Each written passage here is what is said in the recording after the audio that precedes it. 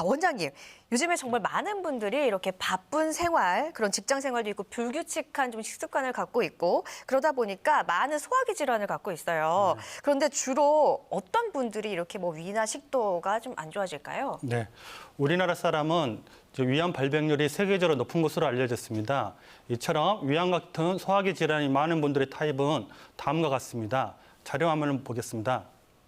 저기 나온 것처럼 과식이라든지 급식, 폭식, 야식과 같은 안 좋은 습관을 가지고 계시는 분들, 맵고 짠 음식을 즐겨 섭취하시는 분들, 서구화된 식생활을 하시는 분들도 해당되고요. 지나치는 운전이나 흡연을 하시는 분들, 직장이나 사회생활에서 스트레스를 많이 받는 분들이 해당됩니다. 이렇게 많은 이런 위 식도 질환을 일으키는 이유가 있었습니다. 저도 사실 요즘에 좀 위랑 식도가 안 좋아서 역류성 식도염이라고 하죠. 이런 증상을 좀 겪는데 이유가 있었습니다. 뭐 과식하죠, 폭식하죠, 야식하죠, 스트레스 많이 받죠. 네. 자, 그런데 저뿐만이 아니라 이 방송을 보시는 분들도 저거 내가 해당되는데 하시는 분들 계실 것 같아요. 그렇다면 위와 식도의 주요 질환들 어떤 증상들이 좀 나타나게 될까요? 위식도 질환 중에서 가장 많은 빈도를 차지하는 게 기능성 소화불량증과 위식도 역류 질환입니다. 기능성 소화불량증의 주요 증상을 살펴보면 자료 화면을 보시죠. 명치 주변 통증이라든지 명치 주변 속쓰림이 해당되고요. 식후 포만감이라든지 조기 포만감이라 해서 한두 숟가락만 먹어도 배가 불러오는 사람들이 기능성 소화불량증의 증상에 해당되고요. 그 외에도 뭐 위경련이라든지 자주 체한다든지 미식거린다든지 구토하는 증상도 해당됩니다. 위식도 역류 질환의 가장 대표적인 질병이 역류성 식도염입니다. 역류성 식도염은 말 그대로 위산이나 위 내용물이 역류해서 가슴 쓰린 듯한 타는 듯한 통증이 나타난다든지 위상 역류가 나타나는 증상이 가장 대표적인 증상이고요. 그 외에도 흉통이 나타날 수 있고요. 그 외에도 위산 내용물이 인두나 이런 후두를 건드리게 되면 만성 기침이나 천식, 목 이물감, 인후통 후두염, 쉰 목소리가 있다든지 목소리가 잠기는 증상 등 다양한 증상이 나타날 수 있습니다. 네, 자 이렇게 해서 기능성 소화불량의 증상이랑 위, 식도, 역류 질환의 증상에 대해서 어떻게 나타나는지 말씀을 해주셨어요. 그런데 지금 보면서 제가 지금 방송을 하러 온 게 아니라 제가 지금 진료를 보러 온 것 같은 느낌인데 저도 이런 증상들 지금 다 갖고 있거든요. 네. 그런데 보통 한의학에서 볼 때 위식도 질환의 발생 원인 무엇으로 보나요? 한약에서 보고 있는 위식도 질환의 원인은 자료 화면을 보시겠습니다. 네. 먼저 선천적으로 위하수 이무력증, 위장 기능이 저하된 경우가 있다든지 후천적으로 폭식이나 급식 과식 같은 좋지 않은 식습관이 있는 경우 우리가 음식물을 섭취하게 되면 소화되지 못한 음식 노폐물이 쌓이게 됩니다. 이러한 노폐물에서 발생한 독소를 한의학에서는 담독소라고 하는데요. 이러한 담독소가 위장 부위에 특히 근육층에 쌓이게 되면 돌처럼 단단한 노폐물 덩어리를 형성하게 되는데요. 이걸 위 또는 장 부위의 적치라고 하는 것입니다. 이런 위장 적치가 한약에서 위식도 질환의 주요 원인으로 보고 있습니다. 아, 이렇게 위장이 좀 단단하게 굳는 것을 위장 적치라고 하는군요. 일단은 담 독소가 쌓이게 되고 이게 곧 위장 적치로 이제 발전을 한다는 건데 이 위장 적치에 대해서 좀 자세히 알아볼 필요가 있을 것 같습니다. 설명 부탁드릴게요. 우리가 내시경을 하게 되면 주로 위 또는 장 내부 점막 위주로 관찰하잖아요. 네. 점막은 아주 일부에 불과하고 위장의 해부학적 구조를 살펴보면 4개의 층으로 이루어졌습니다. 점막, 점막 하층, 근육, 장막으로 이루어졌는데요. 네. 이 점막을 제외한 나머지 3개의 층을 저희들은 위장 외벽이라 합니다. 이런 위장 외벽에 음식물 노폐물에 유리한 독소가 쌓여서 이렇게 돌처럼 쌓여서 단단하게 굳어진 것을 네. 한약에서는 위장 부위의 적치라고 합니다. 네. 이 적치는 쌓일 적, 모일 치자로 노폐물이 쌓인 덩어리를 적치라고 해석하고 있습니다. 이런 적치가 쌓이게 되면 자료 화면을 보시겠습니다. 적치가 있게 되면 위 또는 장의 근육이 돌처럼 굳어지는 것입니다. 그럼 위장 운동이 곤란하게 되겠죠. 그렇게 되면 상대적으로 음식물이 오래 머물면서 가스가 발생하면서 복부가 평만해지면서 복압이 증가하게 되는 것입니다. 이렇게 발생한 가스가 음식물을 위로 밀어 올리고요. 또 복압에 의해서 음식물을 밀어 올려서 위산이나 위 내용물이 위로 올라가게 돼서 역류가 발생하는 것으로 보고 있습니다. 그리고 위장 운동이 곤란하게 되면 소화가 안 돼서 신경성 이염이 발생하는 것으로 보고 있죠.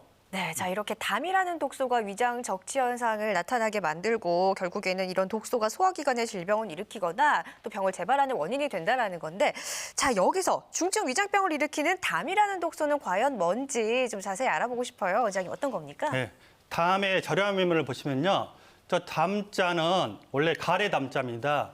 즉 노폐물 담자를 의미하는데요. 음식물 노폐물에서 유래한 담 독소가 오장육부와 전신으로 퍼져가는 병리 물질로 보고 있습니다.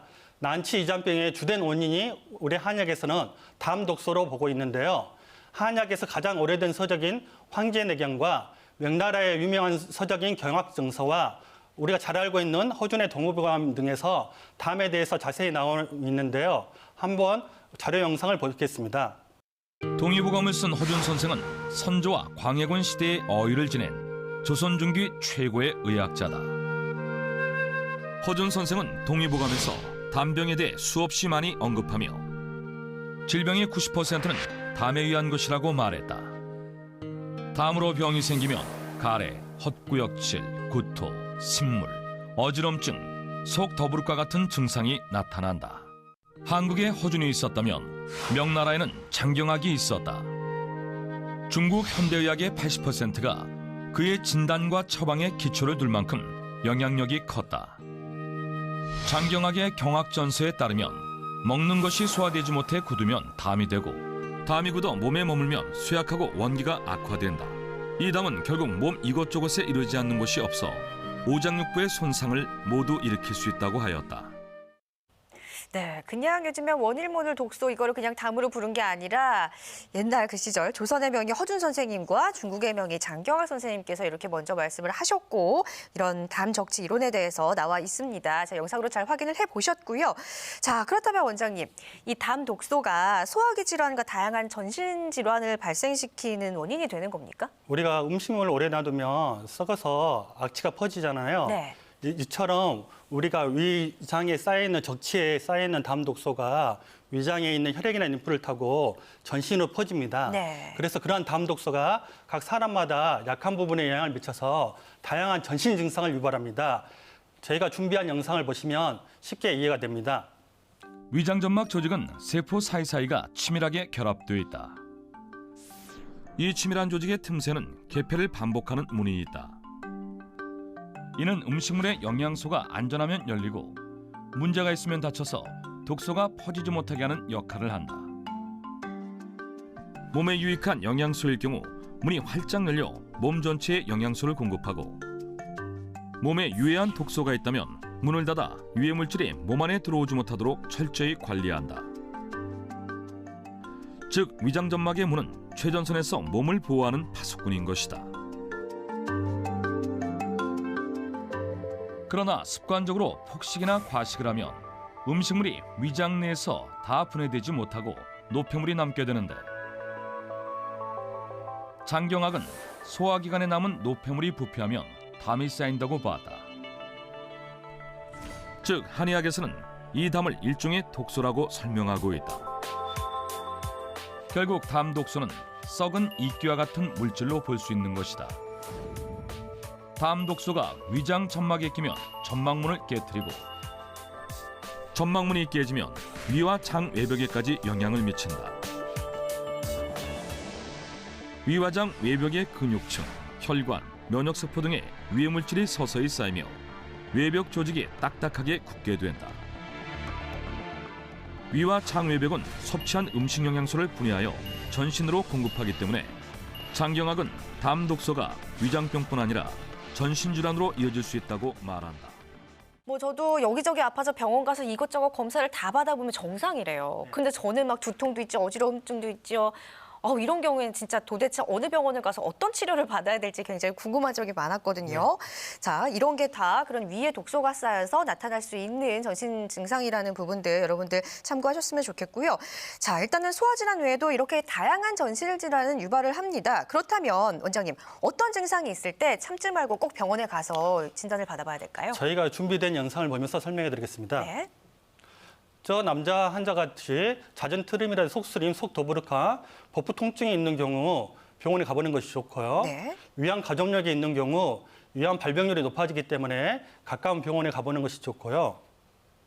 심한 경우 연화장애 3kg 곤란이 있는 경우도 있습니다. 네. 이런 경우 가까운 병원에 가서 진찰을 받아보는 것이 좋고요. 그다음에 급격한 체중 감소가 있는 경우 위암하고도 많이 관련이 있을 수 있습니다. 네. 그래서 가까운 병원에 가서 혹시 위암이라든지 심각한 질병이 있는지 진찰을 받아보는 게 좋고요. 빈혈이라든지 두통, 어지럼증이 심한 경우에서도 저희 같은 전문의를 만나서 진찰을 받아보는 것이 좋습니다. 그다음에 정상변이 아니라 갑자기 혈변이라든지 흑순변이 보이는 경우 위장관 출혈이 의심되므로 가까운 병원에서 진찰을 받아보는 게 좋습니다. 네, 이렇게 꼭 치료를 받아야 할 증상들에 대해서 원장님 설명을 해주셨습니다. 그런데 다른 데가 아프면 병원을 갈 텐데 원인 모를 만성 피로나 그냥 두통, 어지럼증 이거는 사실 두통약 그냥 진통제 사 먹고 마는 경우가 굉장히 많거든요. 그렇게 많은 사람들이 치료를 제때 받지 못하고 방치하는 경우가 참 많습니다. 원장님, 이렇게 방치해 두게 되면 결국 어떻게 되나요? 주로 식도 질환을 방치하게 되면 식도 궤양 및 출혈이 생길 수가 있고요. 식도 협착이 있는 경우 삼킴이 곤란하게 될 수도 있고요. 발액식도라 해서 이거는 식도 점막의 산피세포가 위점막의 산피세포로 바뀌어서 식도암의 발병률이 높아지는 경우입니다. 그다음에 식도암이 발생될 수도 있고요. 그다음 합병증으로는 좀 전에 언급했던 것처럼 유산이 역류돼서 인두나 후두를 건드리게 되면 만성 기침이나 천식을 유발할 수 있고요. 인후염이나 후두염이나 목감기 같은 합병증을 유발할 수 있습니다. 네, 정말 방치하면 안 되겠습니다. 그다음에 위장 질환을 방치하는 경우에는 네. 위축성 위염이라 해가지고 위 점막이 얇아져서 이건 위 점막의 보호 물질이 잘 분비되지 않기 때문에 위암 발병률이 높고요. 장산폐화성이라는 거는 발액식도하고 유사하게 위장막의 산피세포가 장미향으로 산피세포로 변이가 일어난 것입니다. 이런 경우에도 위암 발병률이 높아지고요. 그다음에 위장 질환이 단순히 소화기 질환으로 그치는 게 아니라 좀 전에 많이 언급했던 것처럼 두통이나 어지럼증, 피로감이라든지 원인 모를 담결림이라든지 여러 가지 다양한 전신 증상을 유발해서 삶의 질을 저하시키기 때문에 최대한 빨리 병원에서 치료를 받는 것이 좋죠.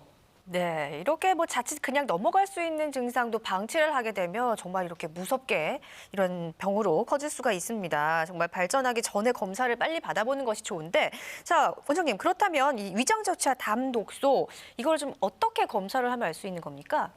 일단 설문지 작성을 통한 검사 방법이 있습니다. 이 설문지는 담독소로 이루어진 적치로 관련된 설문지 항목으로 구성되어 있는데요. 환자가 설문지를 작성하면 우리가 그 설문지를 통해서 적치의 유무라든지 담독소의 적치의 심한 정도를 알 수가 있습니다. 두 번째로는 EAV 경락기능검사라는 검사가 있습니다. 이 검사기기는 독일에서 개발한 기기인데요. 이렇게 손과 발끝에 경혈점에 전기적 신호를 보내서 오정육부의 기능의 강약을 알아보는 검사입니다. 이 검사 기능 결과를 통해서 위장 기능의 강약을 알아볼 수가 있고요. 위장의 담 독소로 쌓여진 굳어진 정도를 알아볼 수가 있습니다. 다음으로 맥진, 설진, 복진이 있는데요. 이 세 가지 검사는 한의원에서 흔히 접하는 검사입니다. 이런 맥진을 통해서는 환자의 전체적인 기운의 상태라든지 위장 기능의 강약을 알아볼 수가 있고요. 설진을 통해서는 보통 소화기 장애가 있는 경우 하얗게 이렇게 백태가 끼인 경우가 있고요. 심한 경우에는 황태라 해서 누런 설태가 끼는 경우가 있습니다. 복진은 이 복진을 통해서 위장 저치의 유무라든지 심한 정도를 알 수 있는데요. 우리 전문 한의사의 가장 중요한 검사이므로 자료 화면을 통해서 자세히 설명해 드리겠습니다. 그래서 복진을 통해서 위장 저치의 심한 정도라든지 유무를 알아볼 수가 있고요. 그다음에 위장의 꼭대기 부분, 명치 부분의 위장 저치의 유무를 통해서 체기가 심한 상태의 여무를 알아볼 수가 있고요. 그다음에 하복부 배꼽 옆 좌우를 통해서 장염의 심한 정도를 통해서 가면성 대장 증후군의 심한 정도를 알아볼 수가 있고요. 하복부 복진을 통해서 자궁방광 질환의 여부를 알아볼 수가 있고요. 그다음 변비 여부를 알아볼 수가 있고요. 직장의 기능이 강한지 약한지 무력한지 그 여부를 알아볼 수가 있습니다. 네, 자, 이렇게 위장 적치가 있는지 위장의 좀 속살을 관찰하고 굵기를 확인하는 검사도 있고 이렇게 다양한 5가지의 검진 방법이 있었습니다.